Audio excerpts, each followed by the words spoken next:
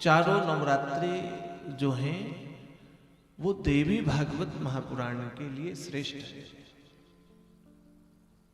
वो देवी भागवत महापुराण के लिए श्रेष्ठ बताया। माघ का मास,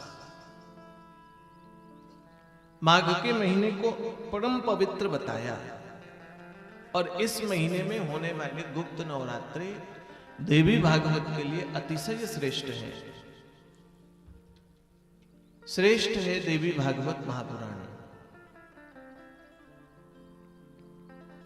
क्या है देवी भागवत महापुराण? तो त्रैलोक्य जननी साक्षात गीयते यत् सास्यति, स्वयं जो तीनों लोकों को प्रकट करती है वही जगदम्बा है, वही पराम्बा है। बिना शक्ति के सृष्टि का प्राकट्य नहीं हो सकता है,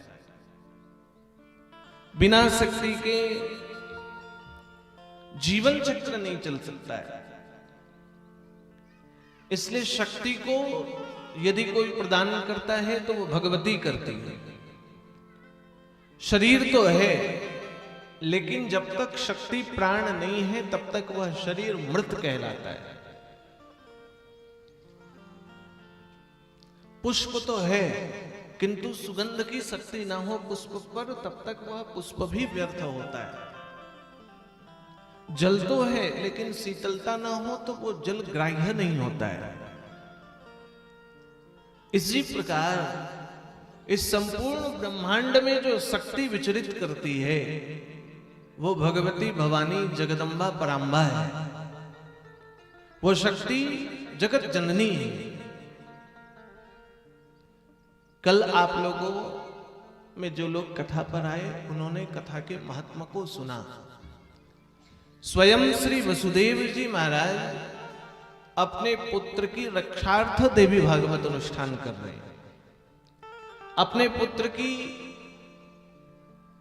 प्राप्ति, अपने पुत्र के जीवन से कष्ट की मुक्ति के लिए देवी भागवत अनुष्ठान कर रहे हैं।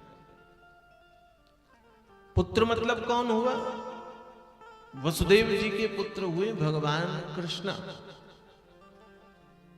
भगवान कृष्ण की रक्षार्थ वसुदेव जी महाराज ने देवी भागवत अनुष्ठान कराया। तो देवी भागवत का अनुष्ठान बंधुओं वही कर सकता है। यह देवी भागवत की कथा वही सुन सकता है जिसके ऊपर उनके पितरों की अनंत कृपा हो रही हो। जब तक पितर की कृपा नहीं होती है, जब तक पितरों की कृपा नहीं होगी, तब तक देवी भागवत की कथा भी सुलभता से प्राप्त नहीं हो पाता है। इसलिए पितरों की कृपा श्रेष्ठ है। जब पितर प्रसन्न होते हैं तब जाकर के पितर देव अपने पुत्रों की रक्षार्थ देवी भागवत की कथा श्रवण कराते हैं। यह देवी भागवत का अनुष्ठान होता है। इसलिए आप सब ग्रामवासियों के ऊपर कहीं ना कहीं आपके पितरों की कृपा तो है ही है। अनेक बार आप लोगों ने भागवत की कथा सुनी, एक बार मेरे ही मुख से सुना, फिर एक बार मेरे ही मुख से शिव महापुराण सुना, और उसी क्रम में इस बार भागवत की, देवी भागवत की कथा आप सब सुन रहे हैं। देवी भागवतम नाम पुराणं परमोत्तमं, त्रैलोक्य जननी साक्षात् गीयते यत्र सास्वती। अष्टादश पुराणानां मध्ये सर्वोत्तमं परमं देवी भागवतं नामं धर्म काम मोक्षदम्। धर्म, काम और मोक्ष, धर्म अर्थ काम मोक्ष, चारों की प्राप्ति देवी भागवत कराती है। ये चारों कर्मों की प्राप्ति श्री देवी भागवत महापुराण कराती है। सौनकादि 88,000 ऋषि नैमिषारण्य में बैठ करके सूत जी महाराज से कथा सुन रहे हैं। और सूत जी महाराज से कथा सुनते सुनते उन्होंने प्रश्न किया कि अब हम वह कथा आपसे जानना चाहते हैं जो शक्ति सूचक हो, जो शक्ति वर्धक हो, जिससे शक्ति प्राप्त होती है। आप वह कथा बताइए जिससे शक्ति का प्रादुर्भाव। आप हमको विस्तार पूर्वक यह समस्त प्रसंग को बताइए। बंधुओं ध्यान देना, आपने भागवत की कथा सुनी, आपने श्री रामचरितमानस की कथा सुनी है और जानते हैं। आपने शिव पुराण की कथा सुनी है या जानते हैं, लेकिन जो भागवत की कथा में छूट गया, जो रामचरितमानस में छूटा या जो शिव पुराण में छूटा, उन पुराणों की छूटी हुई कथा देवी भागवत में पूरी होती है। इसलिए ध्यान दोगे तो समझ में आएगा, और नहीं तो शक्ति की कथा सहज समझ में नहीं आती है।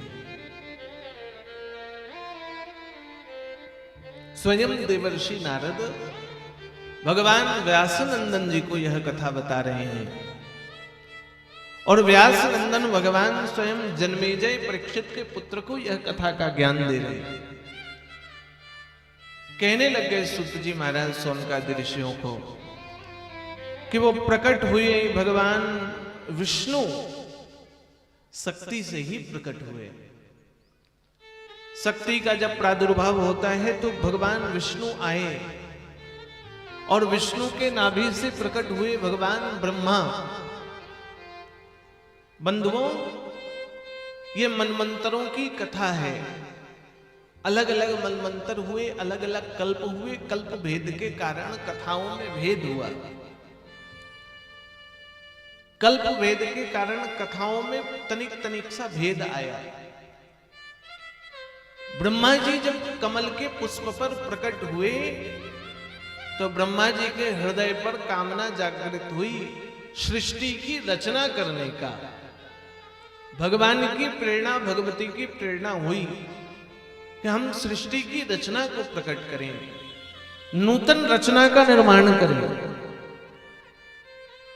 और ब्रह्मा जी जब रचना का विचार करने लगे तो ब्रह्मा जी को पता चला कि वेद रूपी ज्ञान तो उनके पास है ही नहीं। जो वेद का ज्ञान है, जिसमें वेद ज्ञान संचित है, जिस ज्ञान, जिस शक्ति से ब्रह्मा जी नई सृष्टि की रचना करेंगे, वह सृष्टि तो उस ज्ञान को ब्रह्मा जी भूल चुके हैं। पूर्व कल्प में जब ब्रह्मा जी प्रलय हुआ और पूर्व कल्प में राजा सत्यव्रत हुए, भागवत की कथा 8वें स्कंद पर ऐसा वर्णन आता है। वामन भगवान के चरित्र के बाद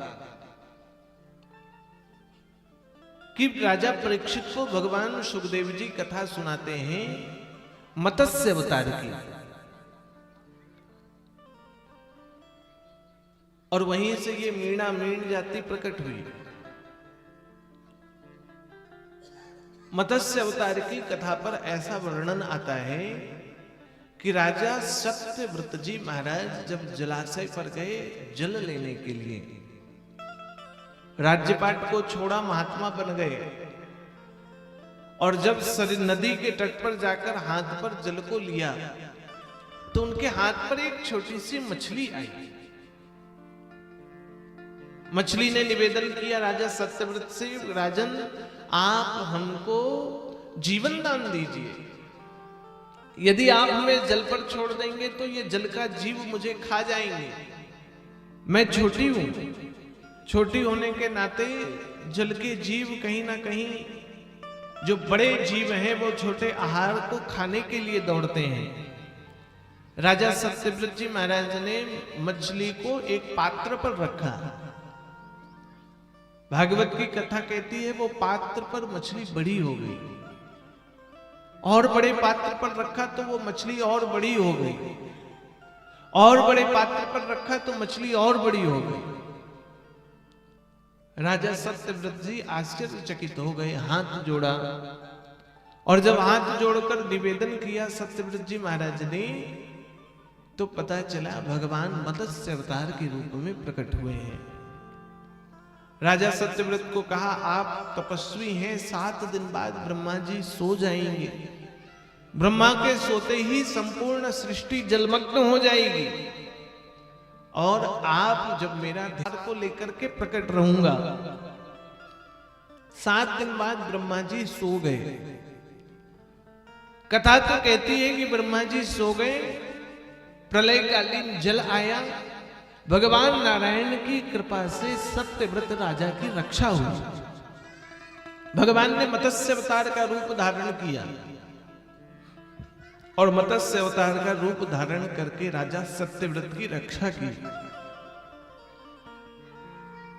तब तक सत्यव्रत राजा को अपने पीठ पर सवार करके घूमते रहे, जब तक ब्रह्मा जी पुनः जाग नहीं गए।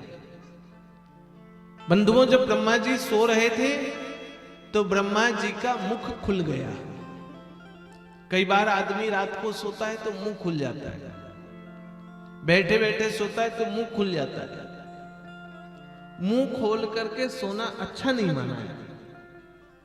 ब्रह्मा जी का जब मुख खुला तो कहते हैं हयग्रीव नामक दैत्य ब्रह्मा जी के मुख से वेदों को चुराकर लेकर चला गया। हयग्रीव नामक दैत्य ब्रह्मा से वेद ज्ञान को लेकर गया। परम प्रतापी हयग्रीव पूर्व कल्प पर मां भगवती भवानी जगदम्बा पराम्बा चामुंडा की तपस्या की, और तपस्या करके वरदान प्राप्त किया कि मुझे यदि कोई मार सके तो मुझ जैसा दूसरा ही कोई हो। चूंकि हयग्रीव जानता है ब्रह्मा जी की रचना में फोटोकॉपी नहीं है, ब्रह्मा जी की रचना में डुप्लीकेट नहीं है। ब्रह्मा जी की रचना में यदि है भी तो कुछ ना कुछ परिवर्तित है। अमर होने का वरदान मांगूंगा तो अमर होने का वरदान मिलेगा नहीं। तो वरदान मांगा, मुझे कौन मार सके? मुझे वह मार सके जो मुझ जैसा ही हो, स्वरूप मेरा जैसे हो, दिखने में मेरा जैसे हो, स्वयं मैं ही क्यों, मैं ही हूं, मैं स्वयं जो हम सकल मेरा हो वही मुझे मार सके। बंधुओं, हयग्रीव ने तो भैया वेद ज्ञान को चुरा लिया। ब्रह्मा जी चिंतित हो गए, वेदों का ज्ञान कैसे प्राप्त करें, वेद कैसे आए हमारे पास। चिंता में डूबे श्री ब्रह्मा जी महाराज को स्मरण आया भगवान विष्णु का। और आज पता है स्वयं भगवान विष्णु भी सो रहे हैं। भगवान विष्णु भी शयन पर डूबे हुए हैं। भगवान विष्णु कैसे सो रहे हैं? क्षीर सागर पर भगवान विष्णु सर्पसैया पर नहीं है, शेषसैया पर नहीं है। आज भगवती की लीला देखो कैसे चल रही है। क्षीर सागर पर भगवान विष्णु धनुष की टंकार पर सो रहे हैं। क्षीर सागर पर भगवान विष्णु आज धनुष की प्रत्यंचा पर लेटे हुए हैं। भगवान विष्णु की गर्दन उस धनुष के धागे पर रखी हुई है, और खड़े खड़े धनुष के दोनों छोर को भगवान विष्णु पकड़कर लेटे हुए हैं। प्रत्यंचा भगवान विष्णु की गले पर है, और भगवान विष्णु टंकार को पकड़कर लेटे हुए, नेत्र बंद है। एक समय था जब माता लक्ष्मी ने भगवान विष्णु को श्राप दिया था। अभिमान होने के कारण माता लक्ष्मी का श्राप पड़ा था भगवान विष्णु का। मस्तक धड़ से अलग होने का श्राप लगा भगवान विष्णु को। ऐसा विष्णु पुराण में वर्णन आता है कि मस्तक धड़ से अलग हो जाएगा। भगवान विष्णु ऐसे ही प्रत्यंचा पर विश्राम कर रहे हैं, लेटे हुए हैं बंधुओं। नारद जी समझ नहीं पा रहे भगवान विष्णु को नींद से जगाया कैसे जाए। ब्रह्मा जी समझ नहीं पा रहे भगवान विष्णु को जगाया कैसे जाए। स्वयं देवता भी नहीं जान पा रहे भगवान विष्णु को जगाया कैसे जाए। तो भगवती भवानी ने ब्रह्मा जी के मन पर एक विचार प्रकट किया और भगवान ब्रह्मा ने एक कीट बनाया, जिस कीट को हम लोग दीमक कहते हैं। दीमक जानते हो ना? दीमक का काम है अंदर से सब कुछ खा जाना, बाहर से वैसा का वैसा दिखेगा और अंदर से खोखला कर देता है। अंदर से खा जाता है, मिट्टी कर देगा। लकड़ी अंदर से खाकर खत्म कर देगा। भगवान ब्रह्मा ने दीमक की रचना की और दीमक को भगवान ब्रह्मा ने धनुष को खाने के लिए भेज दिया। भगवती भवानी जगदम्बा पराम्बा की लीला से वो दीमक धनुष को धीरे धीरे धीरे धीरे करके खाते रहा और खाते खाते खाते खाते एक पल ऐसे आया जब धनुष की वो ध्वजा, धनुष की वह धागा भगवान विष्णु के गले के बोझ को न सहन कर पाया। दीमक का एक पल ऐसा आया, जैसे ही उसने धनुष को खाया, धनुष में एक झटका लगा और भगवान विष्णु का मस्तक धड़ से अलग हो गया। जैसे ही का धड़ से अलग हो गया भगवान विष्णु का मस्तक, समुद्र के जल पर गिरा। देवता विचलित हो गए, भगवान विष्णु का मस्तक कट गया। आज विष्णु का मस्तक धड़ पर नहीं है और विष्णु भगवान का मस्तक नहीं रहेगा तो हयग्रीव का वध कैसे होगा? हयग्रीव कैसे मारा जाएगा? हम सब तो भगवान विष्णु की शरणागति पर गए। बंधुओं, ऐसा देवता विचार कर ही रहे थे कि देवताओं ने पुकारा भगवती को और भगवती भवानी ने घोड़े का मस्तक भगवान विष्णु के माथे पर लगा दिया। आज भगवान विष्णु का मस्तक भी कैसा है? तो हयग्रीव जैसा दिखाई दे रहा है। ग्रीव हय यानी घोड़े का मस्तक। वरदान दिया था भगवती ने, हयग्रीव का वध कैसे होगा? तो हयग्रीव का वध हयग्रीव के रूप से ही होगा। आज भगवान विष्णु ने हयग्रीव अवतार धारण किया।